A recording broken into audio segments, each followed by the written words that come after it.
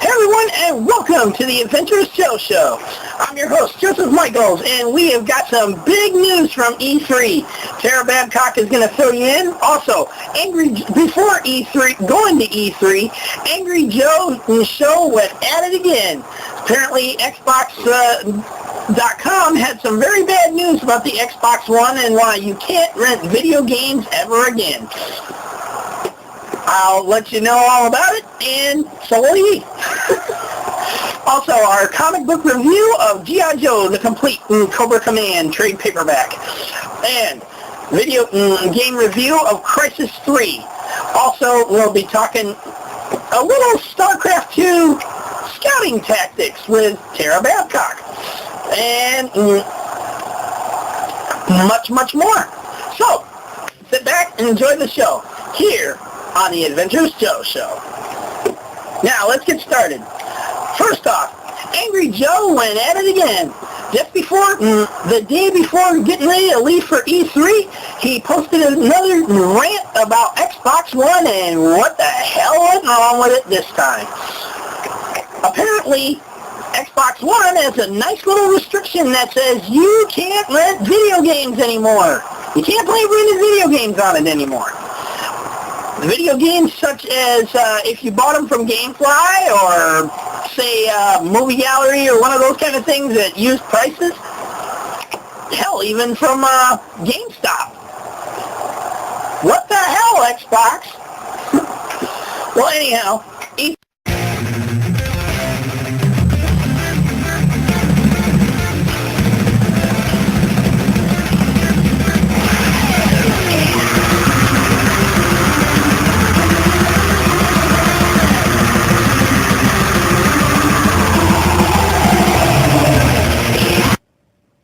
You fucking idiots!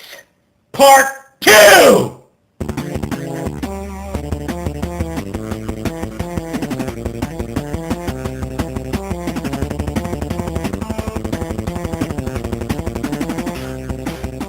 You done fucked it up again, didn't you?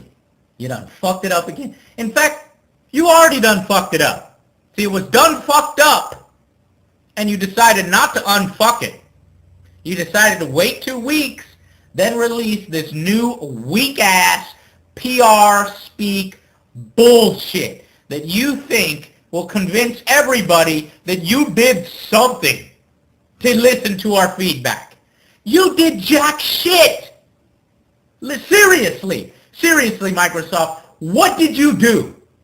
You have to be so stupid to try to pull this off. Okay, hold on 1 minute. Okay, so no, I want you. So when you say that you listen to our feedback, what exactly do you mean?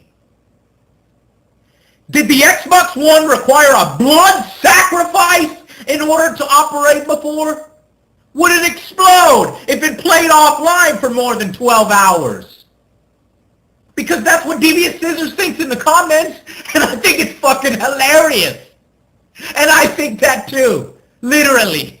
What the fuck was this console in board meetings behind closed doors before it came out, before your half-assed reveal, okay? And now you can clearly tell in some of the shit you just put out that you are putting in things to try to appease us. So you are listening, so you can change stuff. I almost guarantee you they can. Sorry, I spit on the camera. I'm so fucking... Okay, where was I? I wanna real quick put this in here because my rant gets a little crazy from time to time, so I want to give you guys a list of what is actually happening real quick. So, yes, this shit is for real. 24-hour DRM, internet required, okay? 1 hour DRM, meaning you can't play games after 1 hour if you're not using your home console, okay? No used game rentals. Rentals gone. No borrowing, no loaning, none of that. Except for they are loaning or renting games won't be available at launch. We are exploring possibilities with our partners. Only a few people might be able to do that if they get a contract through Microsoft and then they pay Microsoft all these fees, blah, blah, blah. Okay? So, use games determined by the publisher and only at participating retailers only. Okay? So only certain participating retailers, Probably GameStop, screw all the other retailers probably, or well, Best Buy and some of those big ones, but mom and pops, no. Use games determined by publisher. You know what publishers have been doing for years, have been trying to do for years. It's probably going to shut down used games. They're going to say, no, you cannot take our games and trade them in used. Now, you can lend a friend a game who's been on your friends list for 30 days, but you can only do that once, and then it's stuck with them. You can only do it once, and only if they've been on your friends list for 30 days. That's trading. But the keys here is that it requires an internet connection. Publishers have the ability to block you from selling and trading games, which they will do, and you can only trade once. The only thing that I don't understand, it seems like a bright spot, a really cool feature, maybe a feature add to Xbox Live to help it worth paying it monthly and yearly, is up to 10 family members can play your games from any console at any time, you and one other family member concurrently, into a shared library. But I just don't know exactly how does this work. How do they know it's your family? Do they verify your face through the Connect? This could just become a 10 people share amongst friends sharing games. If so, that would take care of a lot of the used games and the trading in games and the lending and borrowing games, but I don't know how that works. One person's guess is that it works based upon IP addresses. That seems smart. Another guess is all registered accounts on your home console or your family. So, but then how do you play two people at one time? That's two different consoles. So maybe you guys can translate it for me. It just seems like every feature is a restriction, and that is messed up. Okay, back to the rant. Oh my God, I hope to God Sony doesn't do the same thing, because we are going, I don't know what's going to happen. It is going to be hella interesting. There's going to be an explosion of anger. Fuck the consoles. Everybody buy a PC. I will personally help you build your PC and go. And just because you own a PC doesn't mean you support DRM. Don't come to me with that. Oh, PC is the same thing. Steam. Not every single game has DRM on the PC. So you can go to the PC and continue fighting the fight against DRM, because there's a lot of companies out there that don't put bullshit like that on their games. And then, even with Steam, there are Steam sales. And there are the benefits of it being a fucking PC. We're talking about consoles here. Console gaming. Why are you taking something so easy and simple and comfortable as sitting on your fucking couch, relaxing, having a good time with your friends, and having a game library? Why is that so difficult now? I'll tell you why. Because fuck you, give me money. That's why. That's why it's so much more difficult these days, because they want money after the sale. After the first sale, after a legal transaction between me and you over the sale of the original game is over, they want additional money. No! No! No! You want additional money from me? Then provide me with expansions, worthwhile DLC, make it an MMO with a huge persistent world. Give me value for me to keep paying you every time I want to do something with the game.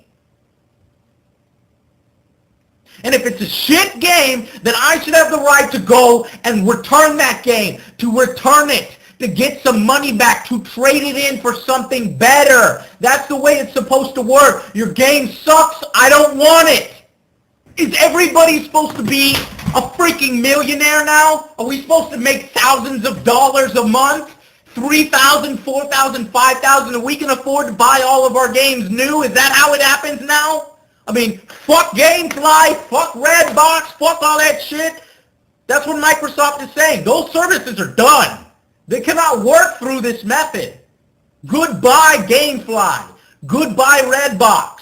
Okay? So if that's how you get your games, because you don't have money coming out your ass, you're fucked. how Microsoft wants to play this. And you know what GameStop's going to do? They're just going to, this is the end of used games. It really is, because they're just going to jack up the prices in order to compensate for whatever all this extra bullshit at participating retailers is going to cost them to do with publishers. Oh, Microsoft, it's publishers that are doing it, it's not us, even though we built the infrastructure. Back to my original point. Oh, well, your console has to be online. Well, fuck all you rural people. Fuck all you taking your Xboxes on a trip with you. You're screwed if the internet sucks. Oh, screw you if you live in a low-income area. Screw you if your internet sucks. That's what it is. Screw you.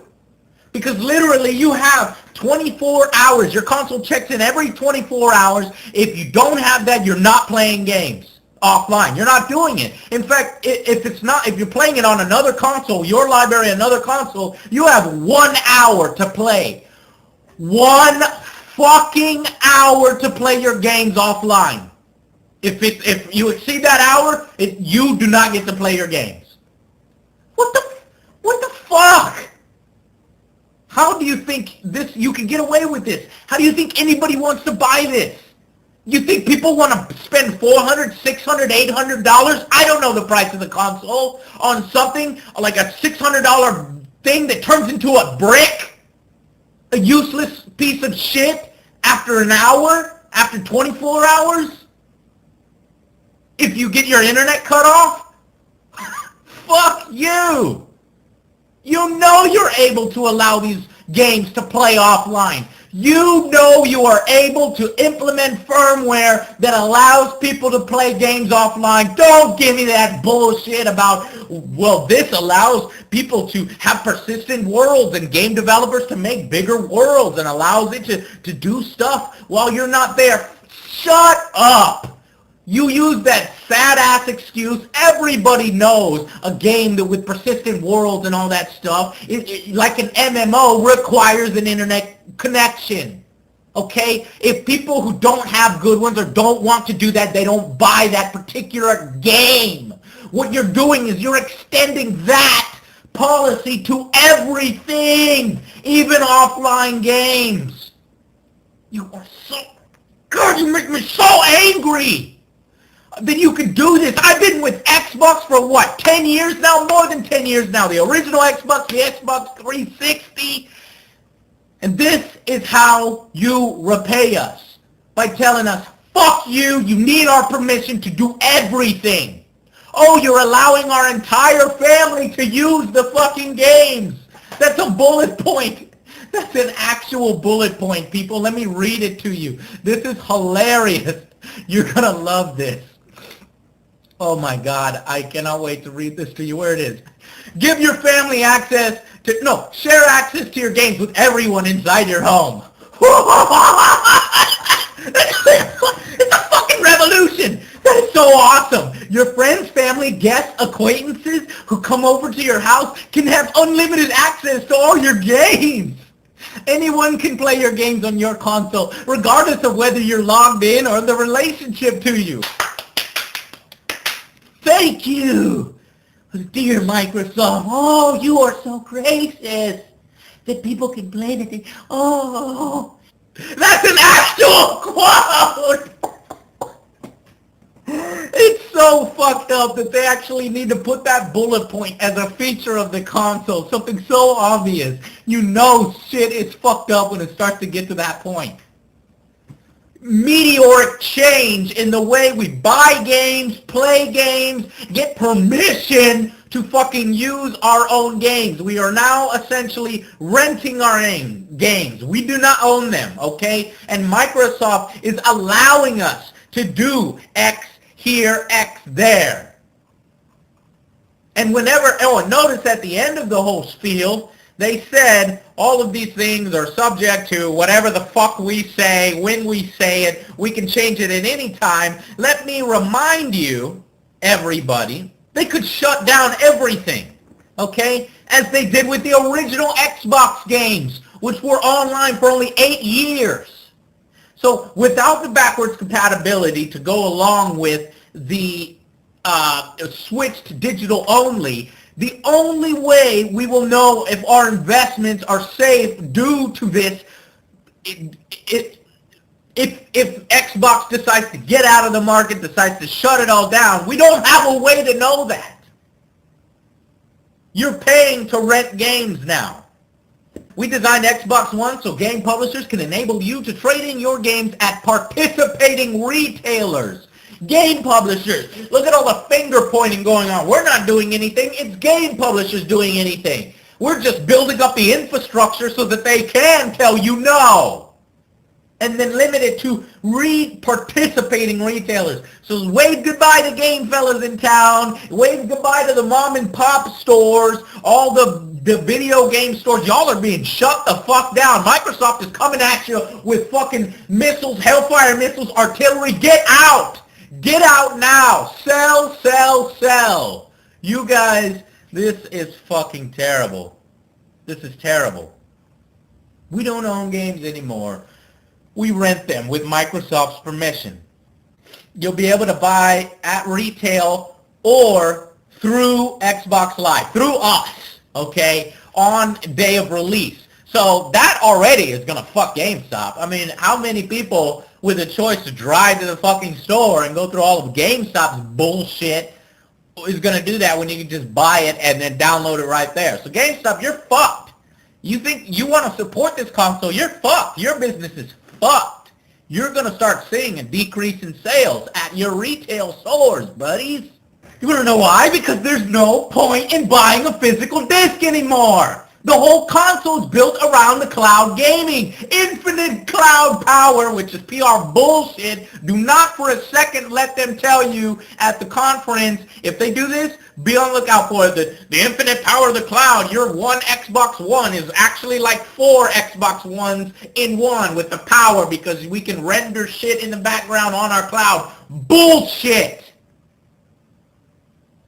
Back to the point, there's no reason to have a disc anymore. You can just fucking download it and then all your shit is in a library just like Steam, just like the PC. Consoles are dead.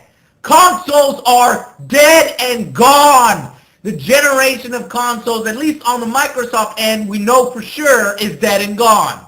And this is Microsoft. So we have no idea whether they're going to do Steam-like sales, whether they're going to lower prices. Do you think they're going to do that? Why don't you go online right now to Games on Demand, retail Games on Demand on Xbox 360, and see how much older games are. They cost almost as much as retail, and some are on there for still their new price. Months old. Months. There's never any discounts over there. Not like Steam. So it's designed so the game publishers can enable you. Once again, passing off the blame to publishers. You designed it. Xbox One is designed. You designed it. Stop trying to push the blame to game publishers. Game publishers can enable you to give your disc-based games for friends. However, there are no fees charged. Okay, good. Yeah, thank you. But there are 2 requirements. You designed those requirements. The game publishers did it. You're telling us the requirements now. You can only give them to people who have been on your friends list for at least 30 days. That's a fucking restriction that you're putting on gamers. Number 2, each game can only be given once. That's another fucking restriction that you're putting on gamers. Are you going to tell me the game publishers did that? Or did you do that? Did you design the console to do that? You designed the console to do that. You are implementing DRM, and now you're trying to pass it on to publishers. Fuck you! From time to time, Microsoft may change its policies, terms, products, and services to reflect modifications and improvements to our services, like shutting down every single Xbox One Xbox original game on Xbox Live after an 8-year life cycle. Can we look forward to that for all of the Xbox 360 games when they shut all that shit down? And then what happens when Xbox One goes to Xbox 2 or Xbox 950 239er? Does all the Xbox One games get shut down, or do they carry over and you're going to do backwards compatibility? Why aren't you doing backwards compatibility with the 360?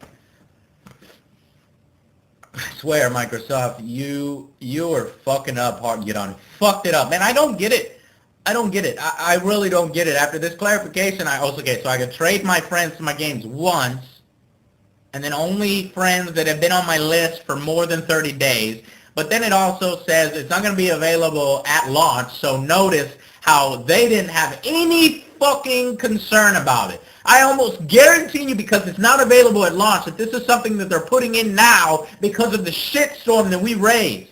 I almost guarantee you that this is something new, since it's not available at launch.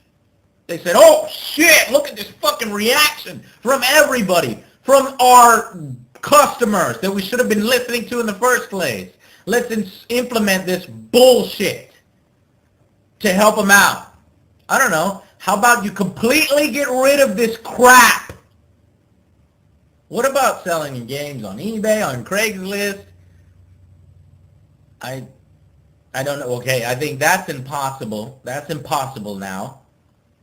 I think what's getting lost here is that the right of first sale. I bought it. It is mine. You do not have the right to impose these restrictions on me on who can do it and whether I can do it once, twice, 3 times a lady. You don't have that right. I've already paid fully for that. Instead, now I'm signing a little contract and I'm renting the right to use the game from you. Well, you can fuck off. If Sony's not doing that, guess where I'm going? Guess whose console is not going to be bought by the majority of gamers out there. Hardcore gamers and gamers that care about their libraries are not going to use fucking the Xbox One. We've already determined that. This is a very sad day. Sad day for gaming. And oh my god, and if Sony does the same thing, it will be fucking chaos. They will be rioting in the streets.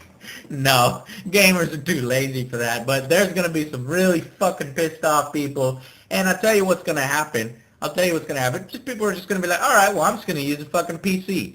The only consolation we get out of this is that they say, oh, well, your privacy would connect to. Now you can go ahead and fucking turn it off now, okay? So we can turn it off. And when the system's off, it's only listening for a single voice command. Xbox on. So it's still on while it's off because it's listening to one particular command. They do say when Xbox is on and you're simply having a conversation in your living room, your conversation is not being recorded or uploaded. Yeah, that may not be the case, but then remember the fine print. Microsoft reserves the right to change its policy, services, and products at any time we see fit. So we have no idea. I mean, yeah, it probably won't be like that at first, but if people love that shit, eat it up and buy it, you never know what's going to happen next. Oh, there's plans for it. Just like the military has like technology that is like 30 years out. They're already ready and waiting. They thought they can get away with it this time, but we fucking got pissed. We fucking rallied in the streets. We were like, fuck y'all. And they were like, oh shit, we need to put out a statement. We need to be like, you are in control of your personal data. With the Kinect, with the actual software, we're in control of that shit. Fuckers. You know what? There's so much information here. I need to go through some more of this before I probably just need to wait to the conference because... Oh, but did you hear this? They canceled their post-E3 press conference roundtable. So everybody who wants to ask a question in more detail for things that they didn't address or that they comb over or that they, push under the rug during the conference, nobody's going to have a chance to ask them those questions. So you know something's wrong. You knew something was happening. And as you can tell, this is a big PR job here. And it's basically nothing has changed from my rant. I was actually in the middle of, some pretty big research regarding all this. Let me show it to you.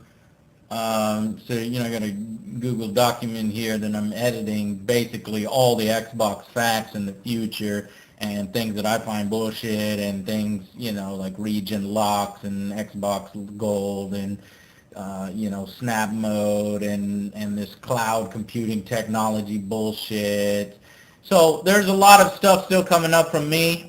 Maybe, a more well-researched list, as you can see here. These are my first reactions, and I like to give you guys my first reaction because that's how we all feel. That's how we all feel in the comments. That is just a video comment down after I read that stuff on the official Xbox.com. So as we learn more, as it becomes even more concrete, and obviously at E3, I will be trying to wrap this all up, hopefully in a separate video or in the Microsoft press conference review video. It's going to be hard because there's so much stuff to cover. But please stay with me, guys. Let me know your thoughts in the comments. If I got anything wrong, you know, it's just put it all in the comments. I read it all. And then also go to my other video, the E3, Angry Joe at E3 2013, because I asked for what games do you guys want to see, what questions do you want. I managed to schedule even more of the games that you guys were asking for. Love all the questions that you guys are doing. Some of them are even better than the ones I've come up with. So go check that out. Leave some questions and comments there, and I'll do my best to get them answered. Okay? So until then, I'll see you guys on the next Angry Joe Show. Sorry for spitting in your face, though, by the way. I tried to do some editing there to clean up the picture. Just think of it as a part of the Angry Joe experience, okay? Sorry. E3 also brought about some big changes for Xbox One that made a lot of people happy and some not so happy. To tell you more about that, we leave that to Tara Babcock. She'll fill you in on the Xbox 360, and Xbox One conference that had some changes all around. And this time it just wasn't focused on the TV. It was aimed towards games. Anyways, we'll let her fill you in on that one. Now, comic book review time. We're going to talk about G.I. Joe, the complete Cobra Command trade paperback. Now, as I told you before in my last review about the Cobra Civil War trade paperback, a new Cobra Commander has been chosen. This guy.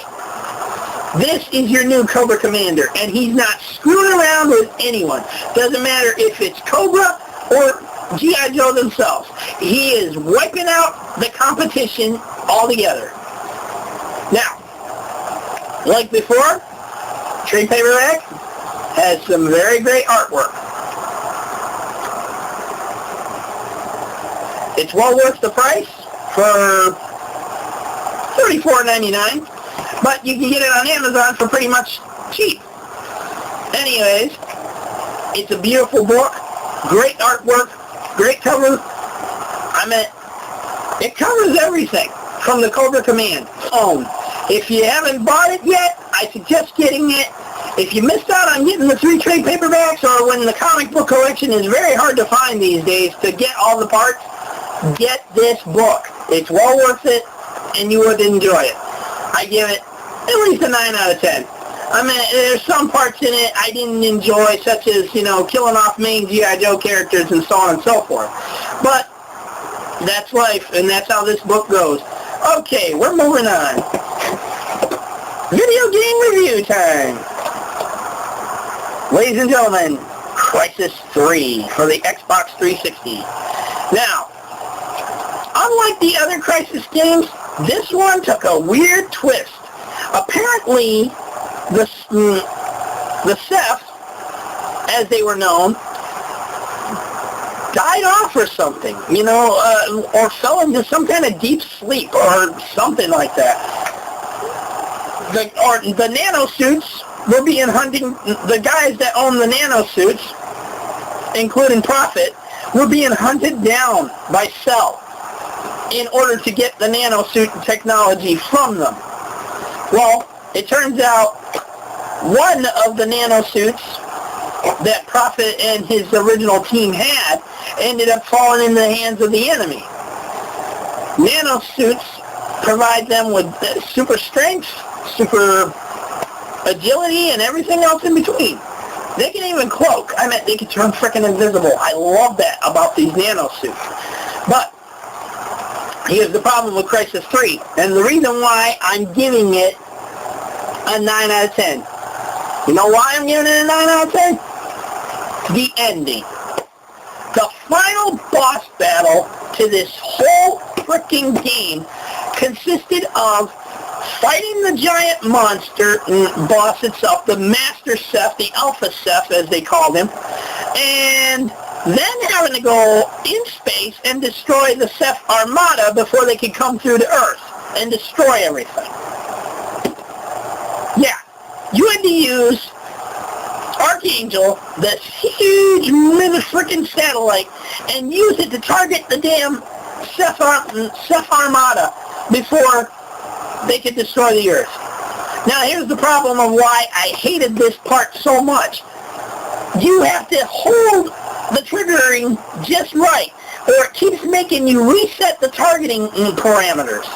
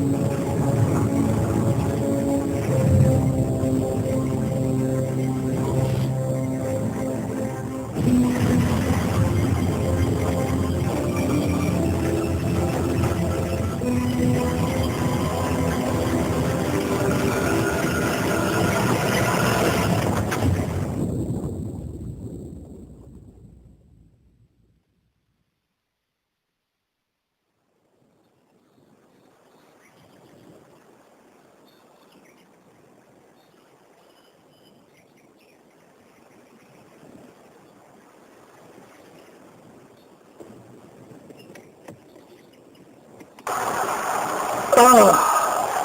I hated that part so much. It made me redo it 4 frickin' times because the targeting mechanism would not hold still. Anyways, Crysis 3 is still a damn good game. The gameplay was extraordinary. I mean, I enjoyed it right up until the end. And the ending kind of leaves you wondering, is there going to be a Crysis 4? Or... The gameplay for Crysis 3 was unbelievable. But, still, it makes you wonder, is there going to be a Crysis 4? With the new Xbox One out, there's no telling what they got in store for Crysis. They might bring it out as another, another game, but it won't be available for Xbox 360 users, which kind of sucks. Just like Halo 5. Yeah, I said Halo 5. I will get to it. You will hear about it. Halo 5 is going to be for Xbox One. Exclusively for Xbox One. This is like the tragedy for all tragedies. Anyway, 9 out of 10 for Crysis 3. For Xbox 360, it's not a bad game. It's a pretty good thing to get through, pretty easy, even on the hardest level. But the main boss part at the end and the satellite tracker,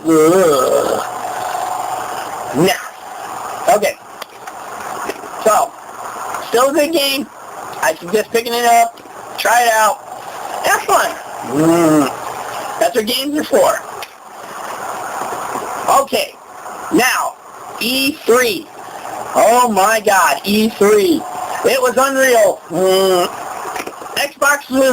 Microsoft's presentation was good. But it's kind of sad for the Xbox...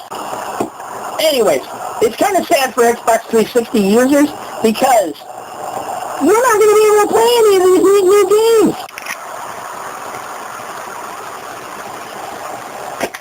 Like I said, a sad day for Xbox 360 users. You got Dead Rising 3, you've got...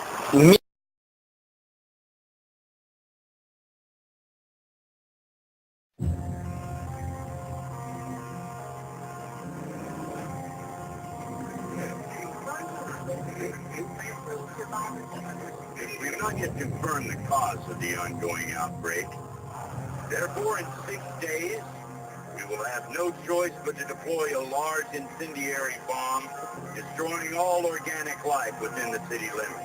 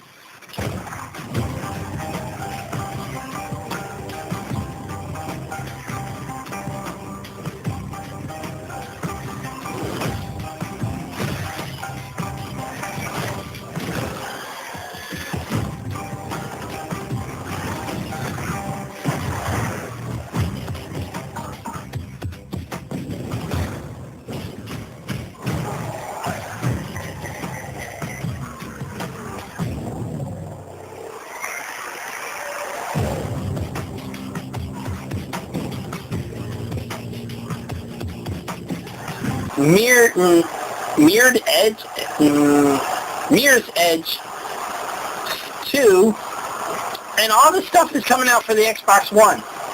I mean, what about the Xbox 360 users? What are they getting?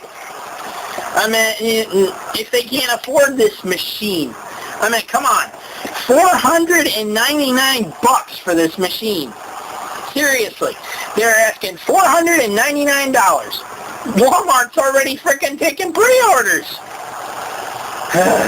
Anyways, for the rest of the time being, we'll let Tara Babcock fill you in.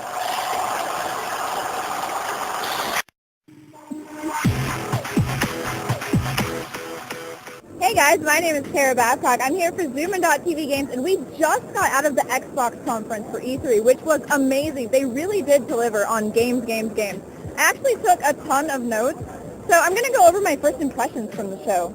Firstly, there's 13 Xbox exclusive titles that they released here, and I think they're going to do more in the future, which is really awesome. They're actually pushing toward having more reason to buy the Xbox over any other next-generation console. The next thing I wrote down is that they actually are releasing this cool and sleek new Xbox 360 that's going to be smaller and just overall better for your living room. They're also going to do something pretty cool with Xbox Live for the Gold members. You guys are going to get 2 free games each month, which is going to be pretty cool for you guys. Nice little reward, don't you think? Rise, Son of Rome, looks pretty awesome. I actually like it a lot, and there's a lot of quick-time events, which I really love, obviously, because I'm a God of War fan. Killer Instinct, everyone has been waiting for this game to come out again, and the graphics look amazing. First of all, a lot of fighting games often kind of look cel-shaded and a little bit cartoony nowadays, even on the newer generation consoles, but this one has a cool cross between, like, really realistic, like, feel, but it also has a little bit of cartoony effects to it, too, so I really like the way it looks. Sunset Overdrive looks pretty awesome. It's an open world shooter, of course, and I'm really excited to see how that's going to pan out. And of course, Forza Motorsport 5. That is something that we are definitely looking forward to as a launch title for Xbox One, mainly because it just looks so amazing. Like, I'm loving everything, like even the shading, and like you can see the clouds reflecting in the car, just like, it absolutely looks like real life. And they actually have the car there too. If you guys didn't see that, that was pretty awesome. Woo! Quantum Break looks awesome. I don't have much more to say about that because the trailer was a little bit short, but I am really excited about this one because I like time manipulation and all of that drama that goes on, kind of like Heavy Rain-esque type stuff. Project Spark is pretty cool. I'm not going to lie. I really like Project Spark because it adds a lot of creativity for someone to make a map creator or any kind of games that they want to in like an open type field with like, it takes only a couple minutes too. Like, it's really simple and easy to create. The Witcher 3 Wild Hunt is non-linear and has a vast open world. That's something that Xbox is really, really trying to do with their new console, is that everything is pretty much open world and everything is going to be amazing. I love open world because it allows you to go and explore and see things you wouldn't necessarily see, and nobody really likes linear stories anymore, do they? Dead Rising 3 looks pretty awesome. I really like the whole like open world scene for zombies. I really like the idea of putting a bunch of different like things that you find on the ground. For instance, they had a part where you like pick up a flashlight and you add it to your gun, and now you have like a gun in the dark gun, which is awesome. Of course, we have a new Halo in 2014 coming soon, which is awesome. They also released a bunch of cool stuff. Like they released something for Microsoft, and they also released a TV series. So Halo is doing pretty awesome on multi-platform situations. It's going to be great. So if you are a Halo fan, there's going to be a lot of that coming your way as well.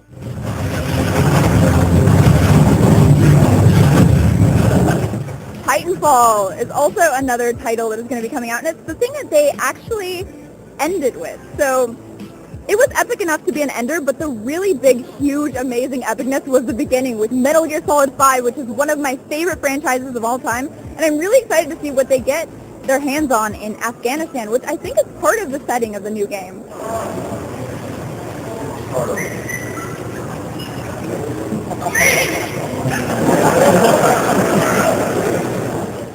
Battlefield 4 looks pretty awesome. They did have some sound problems in the beginning, but they did fix it, and you know, it was an 110% type presentation that I really enjoyed.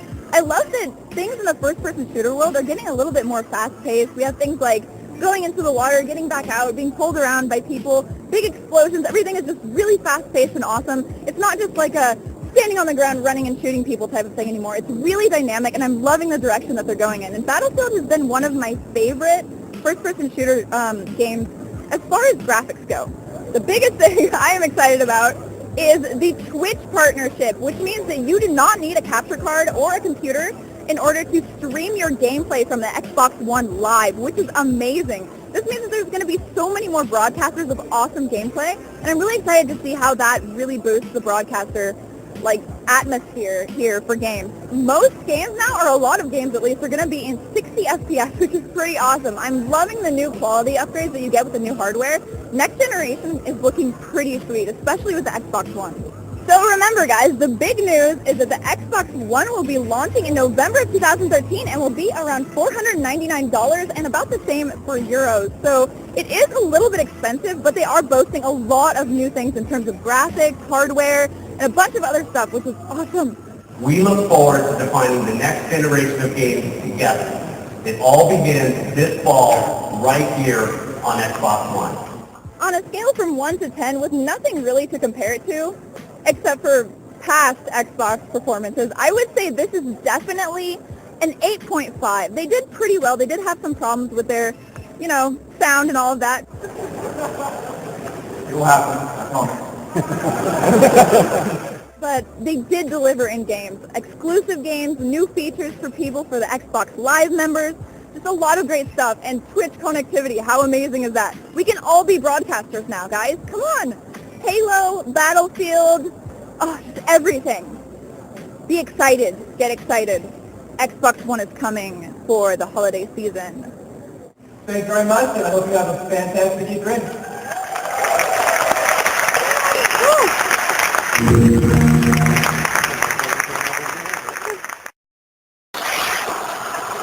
Also, now, speaking of Tara Babcock, it's time for the StarCraft 2 Tactics and Tips.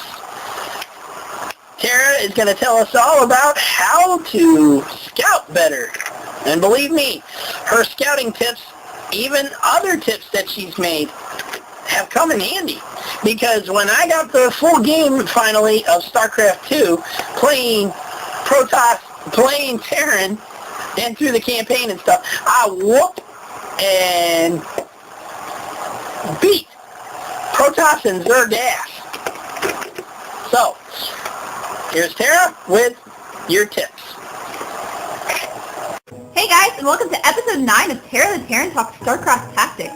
This week we're going to talk about scouting, which is very, very important. I mean, a lot of people are always talking about improving your macro and micro in StarCraft, but scouting is really important, knowing how to do it, when to do it, and what to look for while you are doing it. It's really hard to do it first consciously, and I still have problems doing it sometimes, especially against Protoss. Not only does scouting require you to expend some of your microing time, you also have to know what you're looking for and when, and why. Sometimes scouting completely sucks when you only play or have knowledge of one of the races, as knowing all of the builds, the build orders, and all that kind of stuff for every race is really important when trying to scout perfectly. In the interest of time and remaining brief, I've put together some of the best basic tips on how to scout. Even if you're in like low to mid leagues or even in the higher leagues, it can help you and it can get you in the perfect mindset to know what you're looking for when you do scout. Here are a few of the general things I'd like to put in the front of your mind in regards to scouting. Make sure you're periodically checking what your opponent's doing. It's really imperative to make sure you know exactly when he's tech switching, what he's doing when he's expanding at all points of the game. This can be easy to forget to do in like the mid to late game, but make sure that you keep doing it because it can be a big component in whether or not you come out on top. If you're moving out or leaving your base undefended, make sure you know where his army is. This will make sure he's not going to come back and counterattack you, as well as giving you the great strategical knowledge to know where exactly in his bases you can attack without, attacking up a rant and dying or something. You don't want any surprises. Place some scouters at different locations on the map where your enemy would have to travel in order to get to your base. This includes ground places as well as like air drop locations. You definitely want to be ready for impending attacks as well as harass. Fast, cheap, or flying units are great for this task. You can also use probes and workers, even in the later game. Placing a worker or a different undetected unit at your enemy's 3rd and 4th base will let you know when he expands. It'll also maybe delay it a little bit, which is cool. I'm sure this goes without saying, but try to have the Zilnaga watchtowers. As you guys know, they give you a wider range of vision in really important places on the map. Now that we've gotten the general stuff out of the way, let's talk a little bit about worker or overlord scouting in the beginning and what to look for. It's important to scout for gas timings and how much gas has been taken out of the geyser. This can give vital insight into which tech path he's going to, how soon, and if you need to worry about some kind of timing. For instance, if a Zerg drops the gas before a spawning pool, he's probably looking to get early speedlings, and you can kind of infer that he's going to want to do some early harass from that. Based on that, plus scouting if or when he expands, you can be pretty much ready for anything he's going to throw at you. See, scouting is very, very informative and helpful.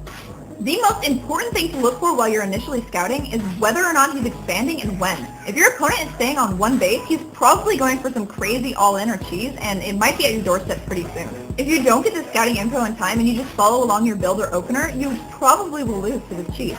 Don't feel too bad if you lose your initial scout, or even subsequent ones. It's really important to get that knowledge, and losing a couple units for that isn't that big of a deal.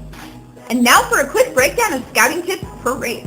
With Heart of the Swarm, Blizzard has made it so that every logical tech path as Protoss has a scouting unit, whether you're going Stargate, Robotics, or Heavy Gateway. An observer from your Robotics is a great, simple, and really common choice. Not only will it allow you to see everything in his base as long as he doesn't have a detector, you can also kind of follow his army around, which is pretty awesome. Great scouting info. From the Gateway, you can build a sentry and use Hallucinate. Not only will this give you great scouting information at the cost of only energy, but you can kind of play mind games with your opponent as well. The Oracle is your choice from the Stargate, with Envision and Revelation making it much easier to scout at the top. Revelation will even reveal units and buildings for a whole minute after it's cast. Don't forget, a Mothership Core can also aid by scouting around the map as well in the early game. For Terran, scouting is all about the comlink timings, knowing when to do them, and how much without taking away from your economy by sacrificing mules. An example of good comlink timings as a Terran is around 6 minutes, or whenever your second orbital finishes if you're going one rack expand, and then again around 9 minutes. These timings will make certain you know about your opponent's tech path as well as his expanding situation. A single Viking is great for scouting too, and can fly around the map killing overlords if you're playing against Zerg, which is really annoying. Reapers are helpful as they are quick and they can jump up walls and heal out of combat. And when opening with Hellions, you'll have great scouting information as well as map control and harass potential. Zerg players should make sure they spread their overlords out around the map for scouting. They can also be used as a sole scouter in the beginning in some matchups and situations. It depends. Overlord speed also helps a lot in scouting, and you can get it even earlier now in HOTS. Speedling run-bys are great for scouting too. They can stress out the opponent and you can kind of just zoom in and squeeze by and check out what's going on in the base. Remember to be diligent with your creep spread. This can give you ample time to know when your opponent is pushing across the map. If you research Burrow, you can place links at potential places that your enemy will expand. It also makes it really annoying when they have to kill it off before they even can expand. Changelings from Overseers are great little spy infiltrators that can give you a lot of scouting knowledge depending on how quickly your opponent realizes that they're there. Well, there you have it. I hope this quick tip guide on scouting has helped you get in the right mindset when laddering.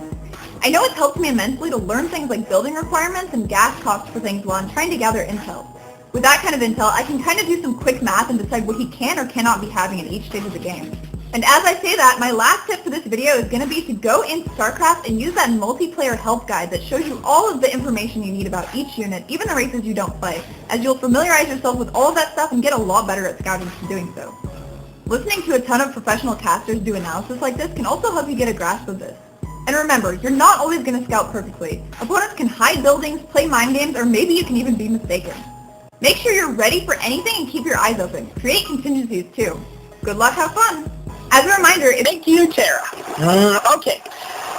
Now, EA Games announced at E3 today that Star Wars Battlefront is coming.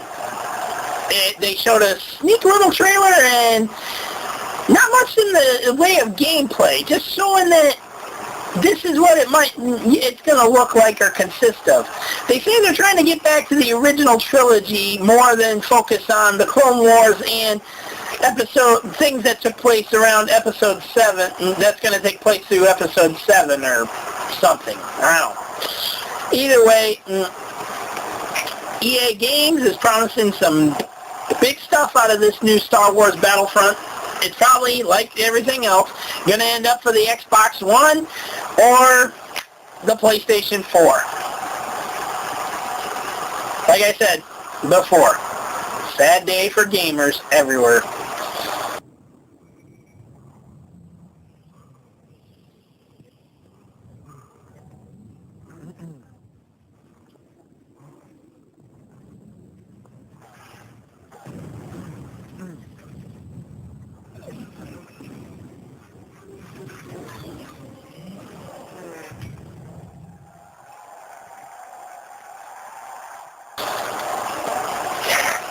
Okay, and that's it for our show. I am your host, Joseph Michaels, and we leave you now with Halo 5's teaser trailer. Enjoy, and thank you for watching.